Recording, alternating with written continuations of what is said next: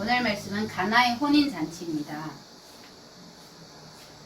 우리가 혼인잔치 오늘 본문 말씀은 요한복음 1장 50절로 2장 10절 말씀입니다. 요한복음 하면 우리가 다 알고 있죠. 마태복음, 마가복음, 누가복음, 요한복음 이렇게 우리가 다 알고 있는 사복음서입니다. 그 중에서도 이 마태, 누가, 또 마가 이분들은 예수님의 공생애를 기록한 것으로 우리가 공관복음이라고 하고, 이 요한복음은 조금 다릅니다. 예수님의 신성을 기록한 책입니다. 그래서 요한복음은 이 신약의 창세기라고 할 수가 있는데요.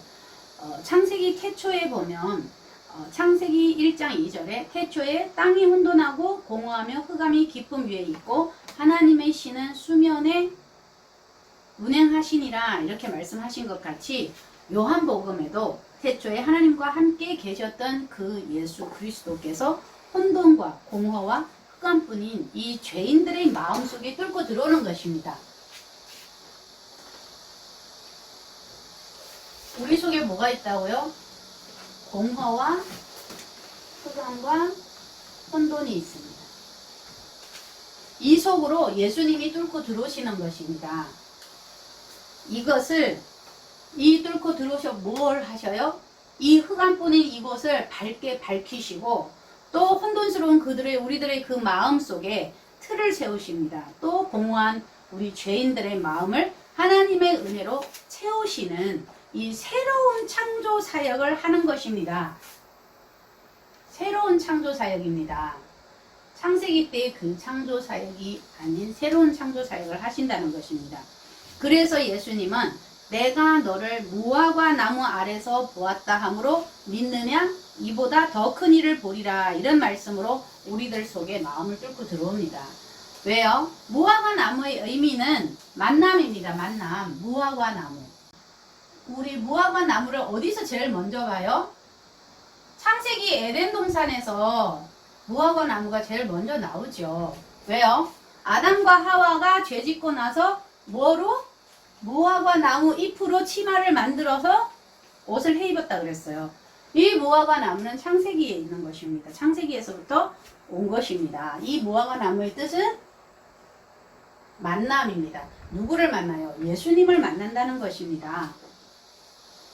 이 나다나엘의 이름, 지금 예수님이 이 말씀 누구한테 한 거예요? 나다나엘에게 한 거잖아요. 나다나엘은 우리가 이 예수님의 제자입니다. 나다나엘 이름 뜻은요, 하나님께서 주신다입니다. 이 나다나엘은 메시아 사상을 가지고 있고 하나님의 언약이 오직 하나님의 은혜로만 이루어진다는 것을 깨달은 사람입니다. 그래서 그는 무화과 나무 아래에 있었다고 합니다. 왜요? 무화과 나무 아래에서 예수님을 만난 것입니다. 영적으로 예수님을 만나고 나니까 아하, 그렇구나. 우리 민족들이 가지고 있는 그 메시아 사상이 어떤 것이고 그거를 깨달았고 또 하나님의 은혜로만 이루어진다는 것도 깨달아서 그 깨달음이 어디서 온다고요? 무화과 나무 아래에서 예수님과 만나니까 그 깨달음을 얻었다는 것을 지금 무화과 나무 아래에 있었다고 표현을 하는 것입니다. 그리고 더 큰 일을 보리라 하셨는데 더 큰 일은 우리가 주님과 만나서 결혼을 해서 주님과 함께 이 십자가에 달리는 것입니다. 이 십자가 예수님만 달릴 거 아니에요. 예수님만 달렸으면 이 십자가 저랑 상관이 없는 것입니다. 십자가는 예수님이랑 나랑 둘이 같이 하나가 돼서 달리는 것입니다. 하늘이 열리고 하나님의 사자들이 인자 위에 오르락내리락 하는 것을 보리라는 것을 지금 이 믿음을 통해서 지금 이 오르락내리락 하나님의 사자가 오르락내리락 한다는 것은 믿음을 통해서 열린 하늘을 볼 수 있다는 말씀입니다. 우리가 이 오르락내리락 하는 이 사건이 구약에도 있었죠. 창세기 28장에 보면 야곱에게 보여주셨습니다. 그리고 그 후로 야곱은 하나님으로부터 이스라엘이라는 이름으로 개명이 되어서 여호와가 나의 목자라는 신앙 고백을 하게 되는 거죠. 그런데 우리 지금 신약에 오니까 누구한테 보여주셔요? 구약에는 야곱에게 보여주셨고, 지금 신약에 오니까 누구요? 나다나엘에게 지금 하나님의 사자가 오르락 내리락 하는 것을 볼 것이라고 말씀을 하셨는데, 신약에서 나다나엘은 예수님으로부터 참 이스라엘이라 그 속에 간사한 것이 없도다 라는 말씀을 들었고, 이 참 이스라엘이라는 호칭을 받았을 때 또한 나다나엘 또한 어떤 고백을 해요? 여호와는 이스라엘의 임금입니다 라는 고백을 합니다. 그래서 이 시간 우리들에게도 주는 그리스도라는 고백이 적용이 될 때 우리는 예수님과 혼인잔치를 하게 되는 것입니다. 이 요한복음에만 기록되어 있는 가나 혼인잔치에서 물을 포도주로 변화시킨 이 표적은 예수님의 공생의 사역의 시작을 알리는 사건입니다. 그래서 예수님의 공생의 사역은 포도주로 시작이 되고, 또한 그 마지막 사역은 또 뭐로 끝나죠? 똑같이 성만찬에서 포도주로 끝이 납니다. 이렇게 예수님의 피를 상징하는 이 포도주로 공생애의 시작과 끝을 장식하는 것은 오직 예수님만이 우리가 하나님 앞에 나아가는 유일한 길이라는 것을 보여주고 있습니다. 오늘 이 혼인잔치는 물을 포도주로 변화시키는 기적의 혼인잔치로, 이 시간 배경이 뭐라 그래요? 사흘 되던 날이라 그러죠. 본문 시작에서 사흘 되던 날, 셋째 날. 사흘 되던 날이면은 하루 이틀 사흘이니까 이게 셋째 날이라는 얘기입니다. 그죠? 이게 굉장히 중요한 키포인트입니다. 이 사흘째 되는 날, 셋째 날 되는 날이, 이 날이 언제부터 계산해서 사흘인지 우리가 한번 보겠습니다. 유대인들은 일주일 개념을 이 안식일인 샤밧, 곧 토요일부터 날짜를 계수하기 때문에 사흘 되던 날, 이 셋째 날은 우리 지금으로 말하면 화요일입니다. 화요일. 가장 중요한 셋째 날, 이 날이 화요일입니다. 창조 기사에서 이 셋째 날은 바다로 덮여있던 지구에서 물이 한 곳으로 모이고 곧 뭐예요? 육지지요. 묻이 드러나는 사건이 일어난 날이 셋째 날입니다. 이 씨 뿌릴 땅이 되는 셋째 날은 다른 날들과 다르게 하나님이 보시기에 좋았더라는 표현을 2번이나 사용하십니다.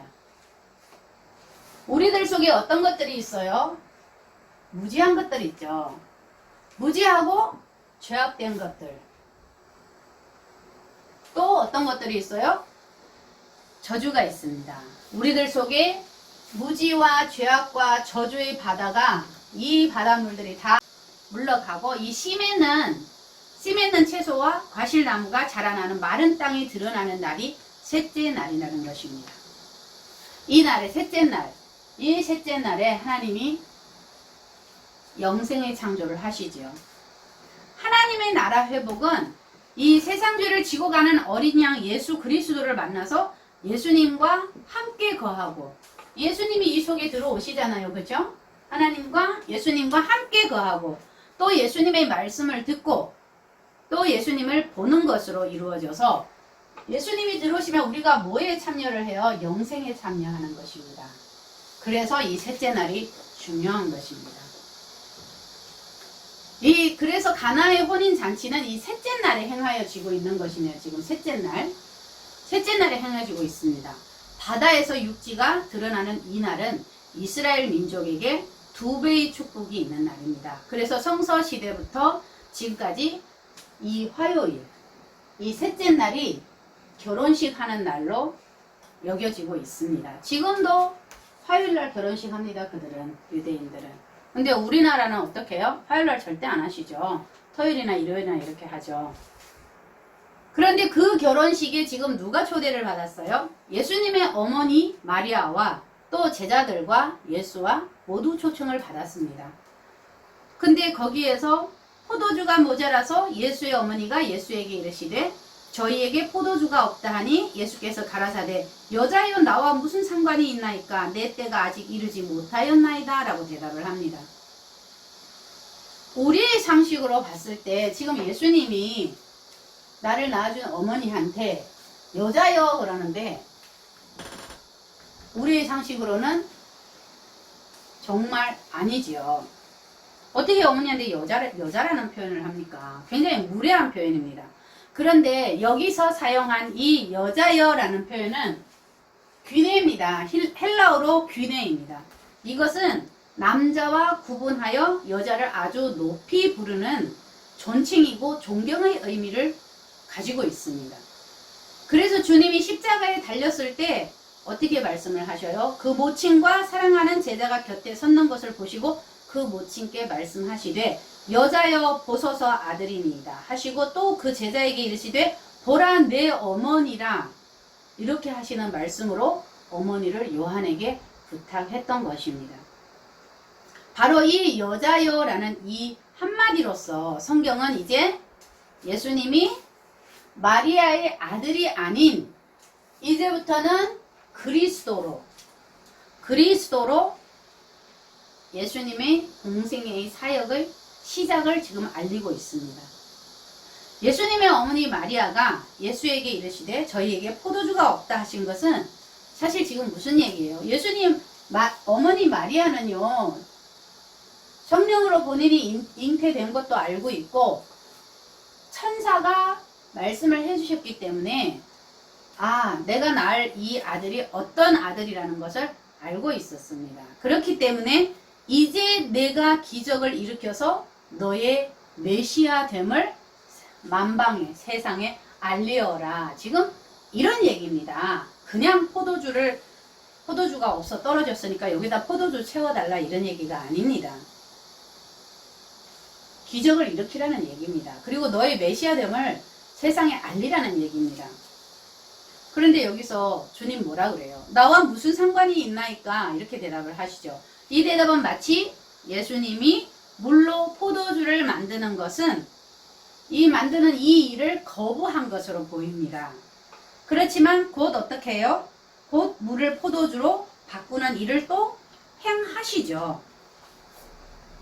그래서 다시 그 일을 행함으로 인해서 예수님이 만물의 지배권을 가진 메시아라는 것을 보여주는 사건이 되는 것입니다. 이 혼인잔치, 이 물이 포도주로 변화되는 사건은 이런 사건입니다. 근데 또 이와 비슷한 사건이 요한복음 7장에서도 나오지요.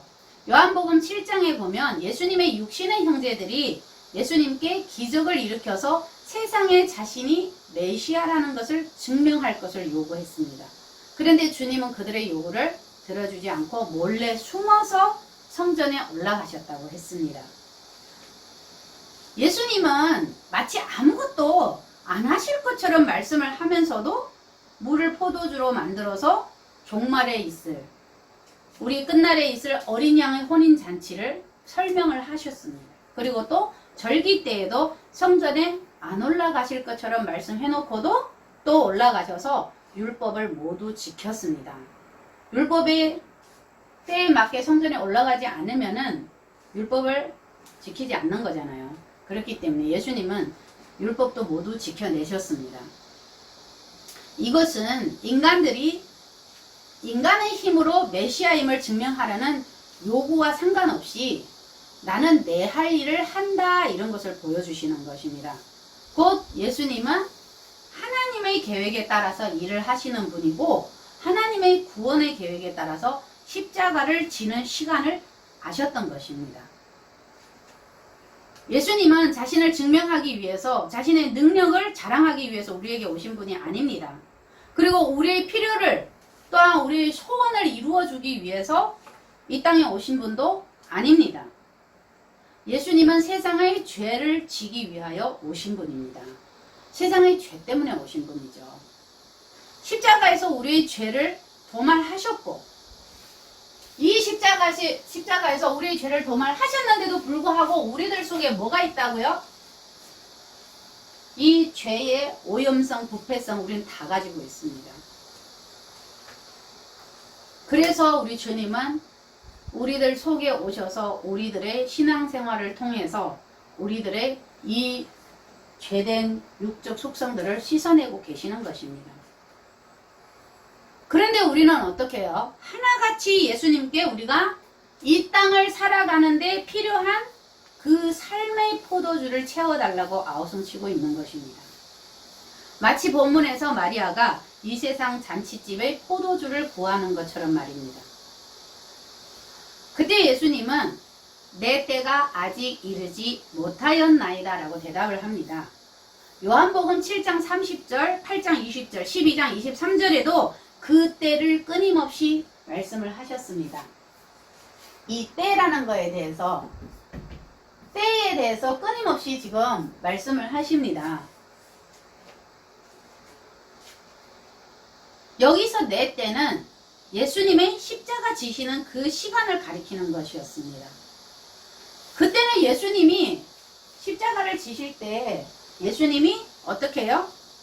죽음을 이기시고 우리들에게 영생을 주기 위해서 그 고난의 시간을 견디러 오신 것이기 때문에 하나님께서 자신을 그 시간들 속에 보내셨음을 알고 계셨던 것입니다.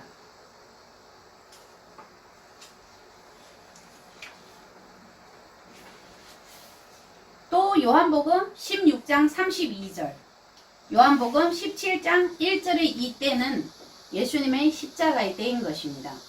그래서 우리 예수님은 우리 인생의 포도주를 만들어 주러 오신 분이 아니라 십자가를 지셔서 우리의 죄를 해결하러, 이 십자가를 지셔서 우리의 죄를 해결하러 오신 분이라는 것이 내 때가 아직 이르지 못하였나이다 라는 말씀의 해석입니다.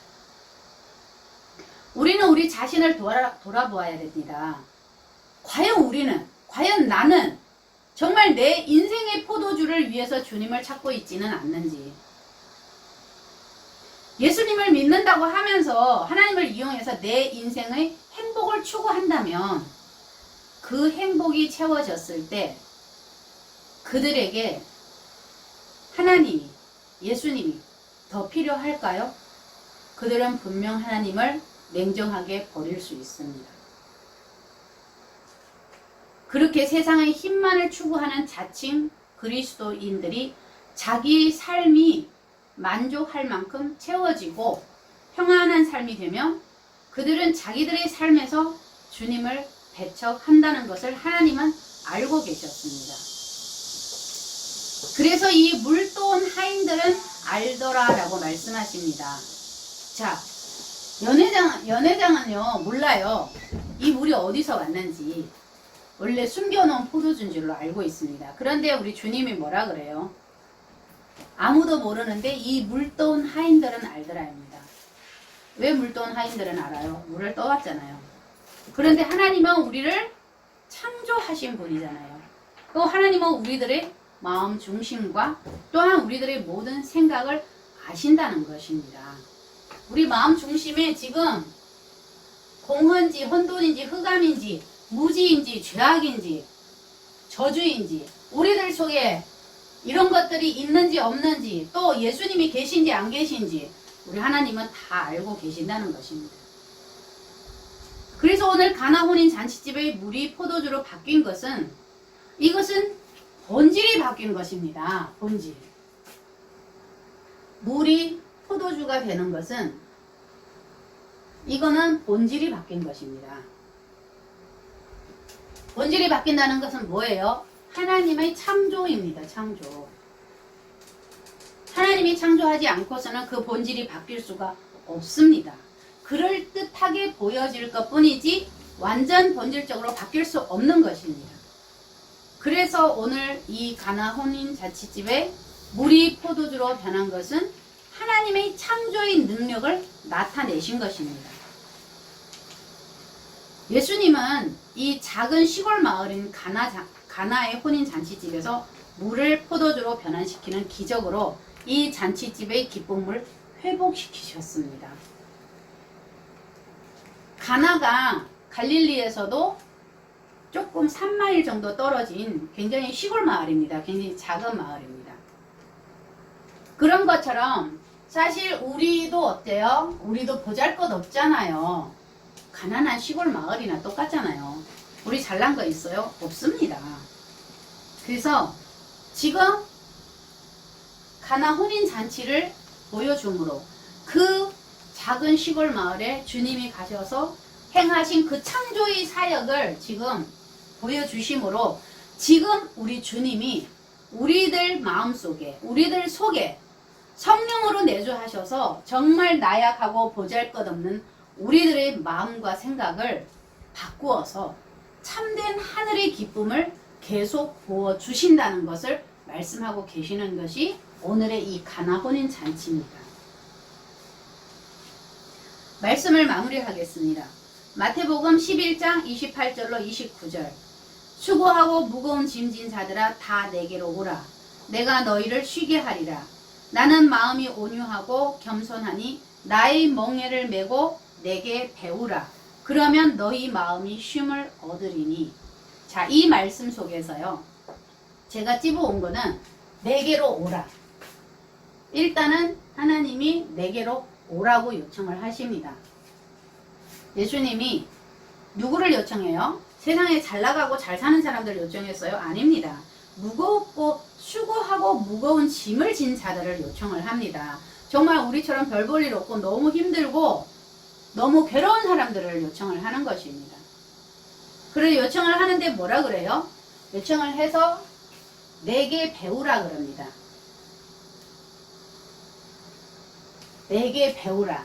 뭘 배우라고요? 내게 배우면 어떻게 된다고요? 마음이 쉼을 얻는데요. 마음이 쉼을 얻는다고 말씀하십니다. 예수님은 우리 공허와 흑암과 혼돈과 무지와 죄악과 저주 속에 있는 우리들을 부르시는 것입니다. 너희들 나에게 와. 내게로 와서 마음의 쉼을 얻고 또 그렇지만 내가 너희 무거운 짐을 대신 지주는 것은 아니야 라고 말씀하시는 것입니다. 왜요? 내게 배우래잖아요. 내게로 와라 내가 네 짐 지어줄게 이렇게 말씀 안 하셨어요. 내게 배우라 하셨습니다. 우리의 짐을 무거운 짐을 대신 져주는 것이 아니라 주님께 배우면 그 짐이 그 무거운 짐이 내게 있을지라도 마음의 쉼이 우리에게 주어지게 된다는 것을 말씀하시는 것입니다. 마찬가지로 지금 가나 혼인 잔치에서 물이 포도주 되는 이런 하나님의 창조를 보여주시면서 너희들도 내게로 와. 너와 내가 하나 될 때 너는 나만큼 쉬워질 거야. 그 얘기를 지금 말씀하시는 것입니다. 내 마음이 온유하고 겸손하니까 나의 멍에를 메고 내게 배워라 이렇게 얘기를 하잖아요. 그래서 이렇게 예수님을 따른다는 것은 예수님의 그 사랑 안에서 이 속에 예수님의 사랑이 들어오잖아요. 그러면 예수님의 이 사랑 안에서 우리 삶의 자신감을 회복시켜 준다는 것입니다. 이 사랑 안에서 우리의 삶의 자신감을 회복시켜 주시는 것입니다. 예수님 믿는 것이 즐거우신가요? 우리 즐거워야 됩니다. 예수님을 믿는 것은 우리들에게 즐거움이어야 됩니다. 그래야 우리들의 삶 속에서 또 우리들 안에서 포도주가 충만하게 흘러 넘치는 가나 혼인 잔치가 항상 이 속에서 벌어지시기를 우리 주 예수 그리스도 이름으로 간절히 축원합니다. 아멘.